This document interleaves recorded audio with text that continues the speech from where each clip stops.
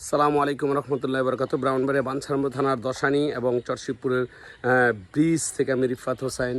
এটা আমি মূলত একটা দশানির একটা সাইট, হ্যাঁ, দশানির একটা সাইট আমি যদি আপনাদেরকে দেখাই। হ্যাঁ, দশানির এইখান থেকে কিন্তু ব্রিজটা শুরু হয়েছে। আমি যদি বলি তো কতটুকু পর্যন্ত গিয়েছে ওপার পর্যন্ত দেখাতে চেষ্টা করবো ইনশাল্লাহ, আপনারা দেখতে থাকুন। এই হলো দশানি ব্রিজ, এই জায়গা থেকে শুরু হয়েছে দশানির সাইডটা। হ্যাঁ, দেখেন আমি যদি বলি পুরোটা সাইট আস্তে আস্তে মোটামুটি অনেকটা শক্তিশালী একটা ব্রিজ হবে ইনশাল্লাহ। চরশিবপুর এবং দশানিবাসীর জন্য সৌভাগ্যের ব্যাপার, পুরো বাঞ্ছারামপুরের জন্য সৌভাগ্যের ব্যাপার যে এই ব্রিজটা হচ্ছে। হ্যাঁ, আমি দেখাতে চেষ্টা করছি ইনশাল্লাহ, আপনারা দেখতে থাকুন। ব্রিজের কাজ চলমান, কতটুকু আমি দেখাবো। আমি এই মুহূর্তে দাঁড়িয়ে আছি দশানির একটু ব্রিজটার সামনের দিকে। দেখেন এই যে এই পাশ দিয়ে পুরোটা দেখাতে চেষ্টা করছি ইনশাল্লাহ।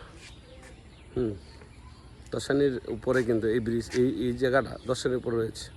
আমি যদি বলি যে দেখেন বড় বড় মেশিন এখানে, তারপরে ব্রিজের যে কার্যক্রম, ঠিক আছে এদিক দিয়ে। হ্যাঁ, এই যে আমি দেখাতে চেষ্টা করছি ইনশাল্লাহ।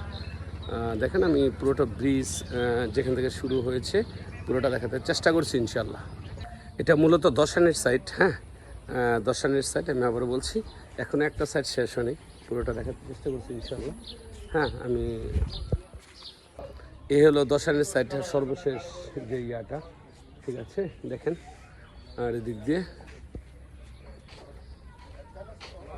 এই মুহূর্তে রয়েছে আমি এই ব্রিজের ঠিক লাস্ট মাথা দশানির সাইট। হ্যাঁ, আমি শিবপুরের সাইডে যেতে চেষ্টা করবো, পুরোটা তুলে ধরতে চেষ্টা করবো। আর সর্বশেষ আমি এতটুকু দেখাচ্ছি।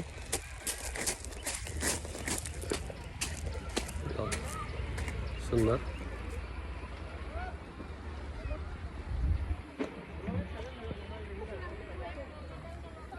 দশানির ঠিক এই জায়গাটা থেকে পুরোটা ব্রিজ অর্থাৎ দশানির সাইড পুরোটা দেখা যাচ্ছে। হ্যাঁ, দেখেন আমি যদি বলি সাথে ইট খোলা রয়েছে ওইদিকে। হ্যাঁ, আর এই নদীটি কিছুদিন পরে ব্রিজ হয়ে গেলে কিন্তু হ্যাঁ অত্যন্ত সুবিধা হবে চরশিবপুর এবং দশানি মানুষ, পুরো বাঞ্ছারামপুর মানুষের সুবিধা হবে। হ্যাঁ,